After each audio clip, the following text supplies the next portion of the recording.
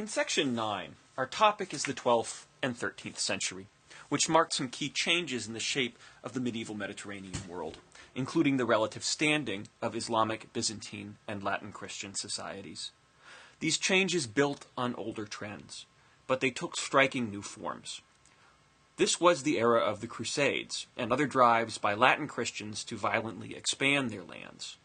But other changes of the time involved interaction and shared influence much more than conflict, growing trade, cultural exchange, the spread of learning, and religious trends shared among Christians, Jews, and Muslims.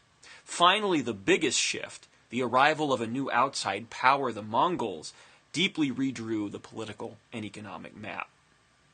In this podcast, we look at Western Christian expansionism in the 11th through 13th centuries. Between 1000 and 1300, Latin Christian fighters conquered lands from people defined as outsiders.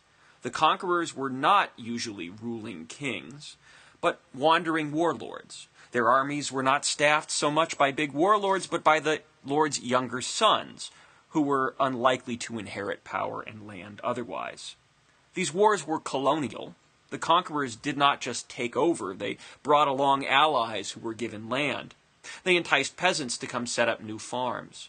Conquered locals were told to fit in with the new order or were pushed aside. This expansionist process was not mostly centrally planned, but it was driven by powerful forces, population expansion, and patterns of inheritance that compelled sons of warlords to seek their own conquests, their own fortunes. These expansionist wars went in nearly every direction. They targeted places run by Christians, places run by polytheists such as the Baltic region, and they targeted Muslim-run lands. Consider central Spain. In 1000 CE, Spain was largely under Islamic rule, except for 4 small Christian states in the north. By 1260, Christian warriors had retaken all of Spain except the southern mountains and coast, the state of Granada. This reconquest of Spain was important. Spain was wealthy, relatively well-educated, a place where Jews, Christians, and Muslims lived together, though not always harmoniously. As Christian leaders took over central Spain, they at first made few big changes. They did recruit warriors and peasants from outside Spain. And significantly, they tried new ways of justifying their conquests, as fighting for Christ against non-believers. The notion of holy war was nothing new to Christians. This we saw in the Roman-Persian wars of the 6th and 7th centuries. But the labeling of war as holy was revived in a big way in Spain in the 11th century. The Spanish reconquest was successful from a Western Christian perspective, with deep long-term effects, as we'll see. But the largest, most famous, most deeply planned effort in these expansionist wars was the series of Latin Christian campaigns aimed at the Middle East that we call the Crusades. Now, to understand the Crusades and their impact, we need some prior context for the Eastern Mediterranean. In the 1040s, the Islamic world was divided and caught in internal wars between various emirs and multiple caliphs, some of them Sunni, some of them Shiite. The Byzantine state, we recall, had taken advantage, taking over parts, for instance, of Syria. But then a new set of Islamic conquerors and rulers reversed this trend. Nomadic Turkish warriors led by the Seljuk dynasty. These Sunni Muslim Turks swept across Central Asia and Iran and into Baghdad. Their rulers struck a deal with the caliph there. The caliph kept his title, but real power would rest with the Turkish leader, the Sultan. Now, after his early conquests, the Seljuk Turkish Sultan settled to rule in Baghdad, and he sent his nomadic warriors away. He told them specifically to herd and raid in Anatolia, that is to say, Christian territory. The Byzantine Empire tried to fight these Turkish warriors, but in 1071 lost a major battle. And then came a nasty civil war for control of the Byzantine state. Between the losses and the civil war, the Byzantine Empire lost half of its land in about 15 years. Finally, by the 1090s, the Byzantine state had restabilized, with a new dynasty in control. The Byzantine emperor then set aside prior feuds he had had with Western popes and rulers, and made a request for help. In a letter to the Pope, the emperor asked for some of those famous Western Christian knights to come eastward to serve as mercenaries to reclaim central Anatolia from the Seljuk Muslim Turks. He hoped for a few thousand helpers and promised good pay. But no one in the Christian East was prepared for the reaction that followed. What followed was a mass movement of more than 100,000 people that we call the First Crusade. Now, the main driving force, which turned this small request into a movement, was the newly assertive Reformed papacy. In 1094, Pope Urban II got this Byzantine emperor's request and chose to respond with a big expedition to take back not just Anatolia, but the Holy Land as well. He called this war effort he was calling for a crusade, literally a taking up of the cross. That is, he said, by reaching the Holy Land and fighting Muslims there, Christians would be imitating Jesus, sharing in his burdens. In fact, this crusade was planned as something more than a military campaign. Pope Urban asked all kinds of people to come along, armed or not. God, he said, would protect people and even forgive their sins for making this violent pilgrimage. The idea of crusade took off in Latin Christendom like wildfire. Only a few big rulers came, but soon a crowd of, again, more than 100,000 had gathered, headed by land for Constantinople. Only a tenth of them were initially properly armed. Now, this crusade gathered in Constantinople in 1097, and over 2 years it moved through the Middle East, across Anatolia, Syria, and to Jerusalem. This was a small-scale but very bloody conquest. Muslims had generally spared the lives and property of most Christians they had conquered. Crusaders did not quite follow the same plan. They killed hundreds of thousands of Muslims, and in particular left the city of Jerusalem filled with dead bodies. The results, politically, of this effort was that Western Christian, Latin Christian lords set themselves up as kings and rulers in parts of Syria and Palestine, creating 4 new feudal kingdoms, naming new vassals, creating serfs, and so on, forcing locals effectively to convert or leave.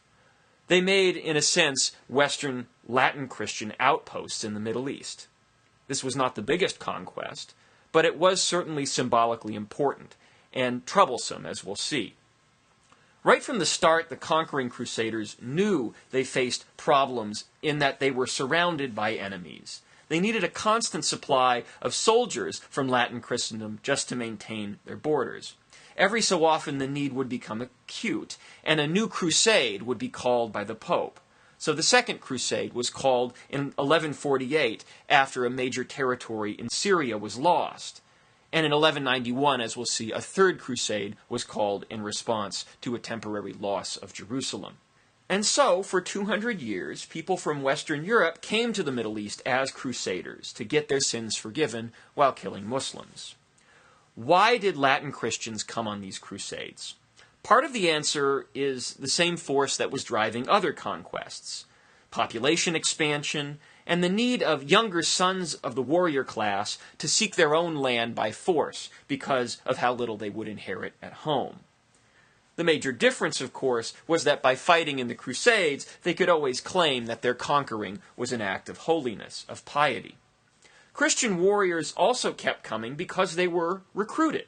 By the mid-12th century, new organizations had formed to find and train new crusaders, the military orders. Military orders were a kind of hybrid between monastic groups and armies, soldier monks, people who took vows of poverty and chastity and who fought Muslims. There were several military orders. The most famous was certainly the Knights Templar. The military orders started off as small organizations to protect pilgrims, but grew powerful and wealthy, as warriors kept leaving their wealth to the order when they died while fighting on crusade. The orders thus always had funds to push the idea of crusade. Crusaders did have an impact within the Islamic world. The actual land lost was not vast, but it was symbolic. The earliest recorded reactions of Muslims to the arrival of the Crusaders mostly involved shock. They couldn't believe that these Christian warriors could win these territories. Where, they asked, was God's support? Some Muslims put blame on sinful leaders of theirs. Many blame the divisions between Sunnis and Shiites, particularly the Sunni Seljuk dynasty running things in Baghdad and the Shiite Fatimid dynasty running things in Egypt. In general, Muslims saw the Crusaders as barbarians, crude, ignorant, and violent. But Muslims noticed that Crusaders who stayed in the region started to adapt, to change habits, to make friends, and, as leaders, to find local allies, even among Muslims. Long-term Crusaders often disliked new Crusader arrivals because the newcomers were too fanatical to accept truces or alliances with Islamic states. Eventually, Muslims got it together to oppose the Crusaders in an organized fashion, and the key leader here was a character by the name of Salah ad-Din al-Ayyubi, otherwise known as Saladin. He started in the 1170s as a political official working for a sultan in Syria. By 1180, he had sparked a revolt in Egypt against the Shiite Fatimid dynasty, and soon he was ruling both in Egypt and in Syria, demanding a unified front against the Crusaders.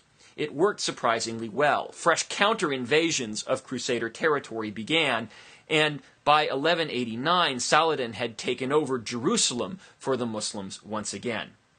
Saladin was celebrated as a hero in Islam, not a prophet, nor a scholar, but a single-minded warrior, a single-minded practitioner of the external jihad. He was a bit more tolerant of Christians than the first Crusaders had been of Muslims, but he was devoted to defeating Christian armies and spared nothing when it came to the Crusader orders. This soon became a primary meaning of jihad, opposing Crusaders. Saladin parlayed this into a new dynastic Sunni monarchy running things in Egypt and nearby territories linked to the Abbasid Caliph, which would become a major power throughout the later Middle Ages in the region.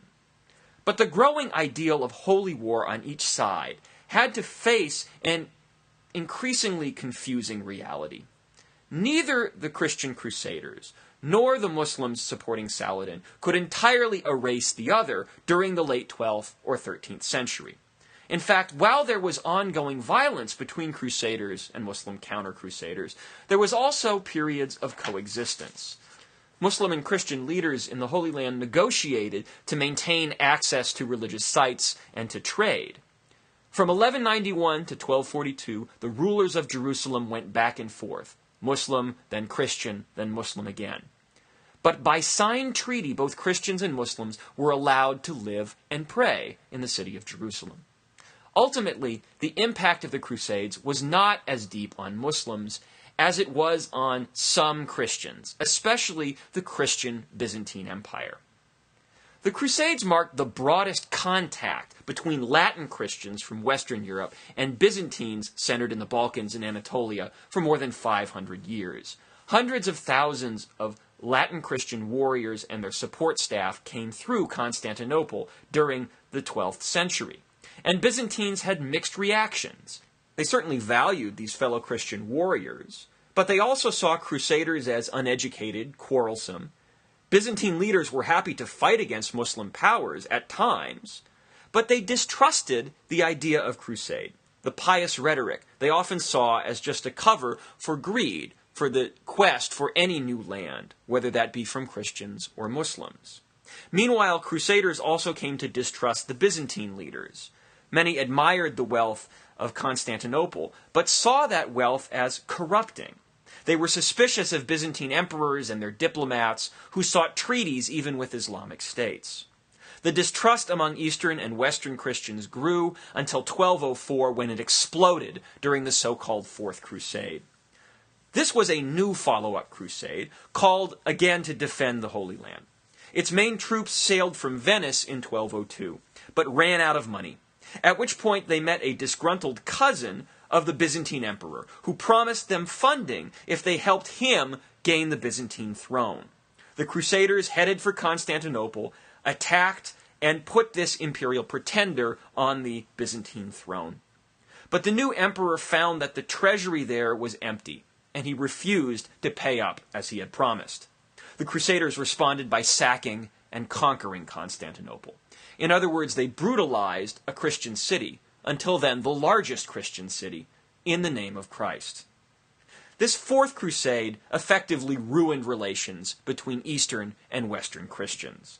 The Crusaders set up a Crusader kingdom in Constantinople and nearby areas, and kept it going for 55 or so years. Meanwhile, Latin Christian sea powers, such as Venice, took over important ports and islands.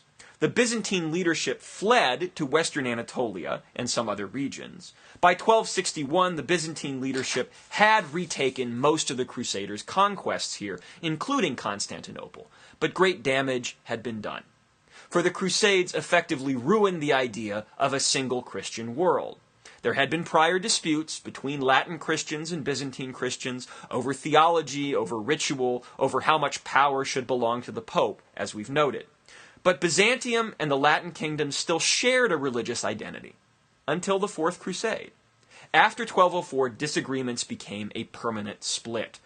The Latin Christians, who looked to Rome, called themselves the Catholic Church. The Eastern Christians, the Byzantines, Bulgarians, Russians, and some others, called themselves the Orthodox Church. Several times church leaders would try to reunite. Each time they were forced by their subjects to give up these negotiations. Crusader rhetoric thus ended up justifying war on fellow Christians and leading to a massive split, ruining the Byzantines' wealth and power and alienating Byzantine people. Crusaders also targeted a group which posed no military threat, that is, the Jews of Western Europe. Now, since the end of Roman rule, Jews had lived as a minority in the Christian West. More Jews lived in the Islamic states at this point as protected second-class citizens, but a few did live in Germany, Italy, and more in Spain. And Jews did relatively well in the early medieval Christian West. They were often the only people with distant connections, the only reliable traders of some luxury goods. Jewish populations grew as the population grew in Western Europe in general, until there were a few 100,000 Jews across Western Europe. But the Crusades brought a big shift to Jewish life. Repeatedly from the 1090s onward, Jews were targeted by Crusaders and other warriors as enemies of God. Raids and murders of Jews became more common. Why were Jews targeted even though they held no political power here?